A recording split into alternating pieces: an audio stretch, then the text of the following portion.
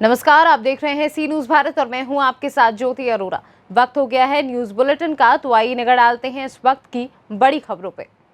मामला शहर के थाना क्वारसी क्षेत्र के अनूप शहर रोड महेशपुर का है, जहां जिला प्रशासन की कोरोना गाइडलाइन की जमकर धज्जियां उड़ाई जा रही थी। जिला प्रशासन ने शहर में शराब की बिक्री को लेकर समय निर्धारित किया था, जो कि सुबह 10 बजे से दोपहर 1 बजे तक का समय निश्चित किया हुआ है।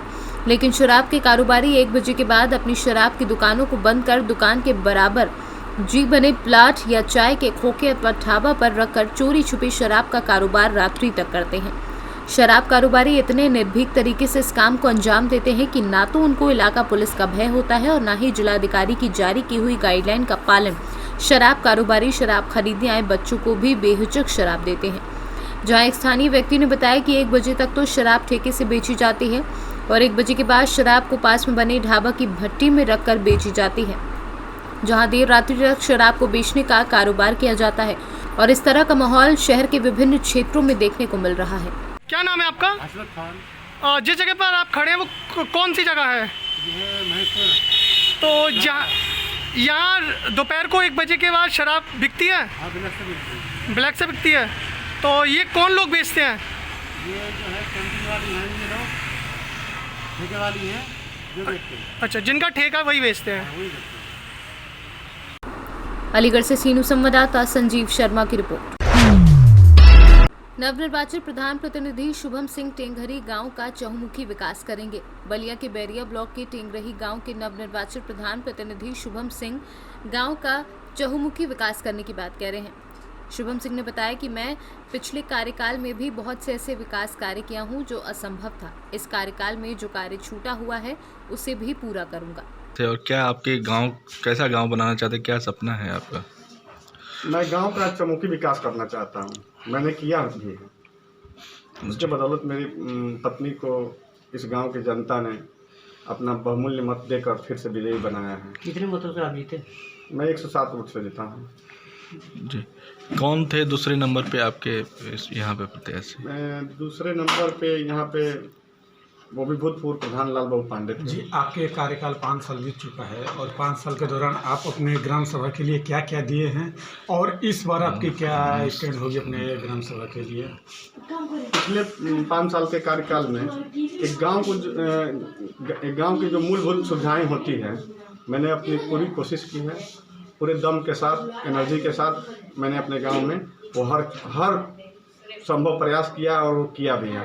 मैं बिजली, पानी और सड़क का शुद्ध रूप से व्यवस्था किया हूँ अपने गांव में। हाँ, कोई ऐसा है कि 5 साल के बीच में कोई टोला रह गया है, जो इस बार मैं उसको पूरा कर दूंगा। जी, ये बताइए कि जैसे इस बार आपकी पहली प्राथमिकता इस बार क्या है और किन मुद्दों को लेकर आप जनता के बीच इस बार गए थे और ऐसी कौन सी वजह थी कि फिर आपको लोगों ने वोट किया और विजयी बनाई है? मैं ग्राम पंचायत के लोगों ने मुझे प्रधान बनाया था, लेकिन मैं अपने आप को कभी प्रधान समझा ही नहीं हूँ। मैं शुद्ध रूप से इस गांव का सेवक बनके 5 साल कार्य किया हूँ और जनता ने फिर मुझे उसी अंदाज में देखना चाहती है कि हाँ, हमें जिस तरह का 5 साल मैंने कार्यकाल शुद्ध रूप से चलाया है, उसी तरह से जनता भी चाहती है कि फिर इस बार कोई नया कार्य सोचे हैं आप गाँव के लिए? इस बार नया कार्य, मेरे कहने का मतलब है कि देखिए, जो भी सरकार की मूल सुविधाएं हैं, जो भी सरकार की योजनाएं हैं जो गरीबों तक पहुंचाना है, मैं पहुंचाया हूं और आगे भी पहुंचाता रहूंगा। कोई लक्ष्य ऐसा नहीं है कि मेरा ग्राम पंचायत विकास की तरफ बढ़े, मैं छोड़ना चाहता हूँ। आपके गांव में ऐसे कितने व्यक्ति होंगे जिनके पास शौचालय आवास नहीं है और पेंशन नहीं है और उनकी स्थिति इस कोरोना महामारी में दयनीय हो गई हो? देखिए, ऐसे लोग तो मान लीजिए कि बढ़ते घटते रहते हैं, लेकिन जब मैं अपने कार्यकाल में था, मैं संपूर्ण रूप से पूरे गाँव को, जो भी गाँव में व्यक्ति था, 625 शौचालय मैंने अपने कार्यकाल में दिया है। और नए लोग आते हैं, बाहर से आ रहे हैं, इस कोरोना काल में नहीं है उनके पास, उनका लिस्ट मैं अपने आदमियों से बनवा रहा हूँ। जो भी सरकार की योजना आएगी तुरंत उनको उपलब्ध कराऊंगा। लगातार पर डे देश में 350 से 3.5 लाख से 4 लाख केसेस आ रही है। कोरोना संक्रमित लगातार बढ़ता जा रहा है और शहर से अब देहात में बढ़ता जा रहा है। तो आपके गांव में कोरोना को लेकर क्या स्थितियां हैं अभी, और आपके द्वारा कोरोना रोकथाम के लिए क्या प्रयास किया जा रहा है? अभी मेरे यहाँ सफाई कर्मी हैं, मैं उन लोगों से सैनिटाइजर गाँव का करवा रहा हूँ। उचित सलाह गांव के जो भी लोग आ रहे हैं उचित सलाह दे रहा हूँ। ये भी जो शादी है या मुंडन है, जो भी कार्यक्रम है, मैं लोगों को समझा रहा हूँ कि कम से कम लोग इकट्ठा हों और कम से कम में अपना निपटारा कर लें। अभी आपके गांव में कितने संक्रमित है और कितने लोगों की इससे जाने जा चुकी है? देखिए, कोरोना से अभी कोई संक्रमित नहीं है हमारे यहाँ। जो थे वो निगेटिव हो चुके हैं और फिलहाल अभी कोई पॉजिटिव नहीं है मेरे गाँव। आपके गांव गंगा घाट के वो नदी के पास है, क्या 100 भी मतलब कहीं दूसरे अदर स्टेट या जिले से बहकर इधर आ रहे हैं? बलिया से सीनू संवाददाता आनंद दुबे की रिपोर्ट। थाना हाफिजपुर क्षेत्र में सिपाही से हुई लूट के मामले में पुलिस की हुई सुबह तड़के बदमाशों से मुठभेड़। सर्विलांस टीम की सूचना पर एसओजी टीम बी व सिंभावली थाना अध्यक्ष राजीव बालियान ने घेराबंदी करते हुए मुठभेड़ के बाद 4 बदमाशों को गिरफ्तार कर लिया है। 2 बदमाश के पैर में गोली लगी है। गिरफ्तार बदमाश पर दर्जनों से अधिक आपराधिक मुकदमे दर्ज है। देर रात्रि को हापुड़ पुलिस की बदमाशों के साथ सिंभावली थाना क्षेत्र में मुठभेड़ हुई है, जिसमें हापुड़ पुलिस ने 4 बदमाशों को पकड़ा है। 2 बदमाश घायल हुए हैं, इनको तत्काल अस्पताल पहुँचाया गया, जहाँ इनकी स्थिति सामान्य है।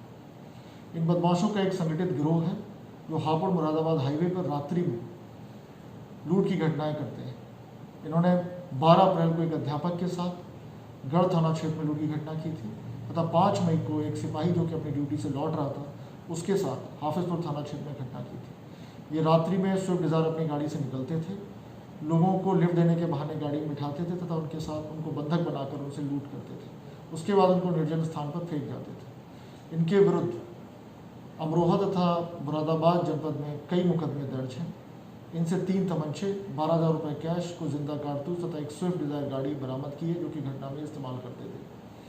आवश्यक वैधानिक कार्रवाई की जा रही है। Thank you. हापुड़ से सीनू संवाददाता रुस्तम सिंह की रिपोर्ट। झांसी जिले के थाना एरएच कुडरी ग्राम के पास कल रात भीषण सड़क हादसे में 4 लोगों की मौत हो गई। साथ ही गंभीर रूप से घायल 5 व्यक्तियों को प्रारंभिक चिकित्सा के बाद मेडिकल कॉलेज रेफर कर दिया गया है। सर, ये क्या घटना हो गई है, कैसे एक्सीडेंट? ये गोसराय से कोटरा रोड पे पुरेठा के पास में 2 बाइक, एक एल्टो गाड़ी में भिड़ंत हुई है, जिसमें अभी 4 लोगों की मृत्यु हो गई है और 5 लोग घायल हैं, जिनको सीएससी लाया गया था। यहाँ से रेफर करके झांसी मेडिकल कॉलेज भेजा गया है। इसमें जो मृतक हैं, इसमें कृष्णा पुत्र संजीव, धनाराम पुत्र लक्ष्मण, प्रेमचंद सन ऑफ भूचंद हैं और धर्मेंद्र पुत्र मुरलीधर, इनकी मृत्यु हो गई है। और करीब 5 लोग जो घायल हैं उनमें कुछ का इलाज सीएससी गोसराय में चल रहा है और जो गंभीर हैं उन्हें रेफर किया गया है फायर सेंटर। हो गया जैसे हम लोग लड़की को विदा करा के आ रहे थे कोटरा से, तो हम लोग घर जा रहे थे कि अल्ट्रो आ रही थी तेज गति से।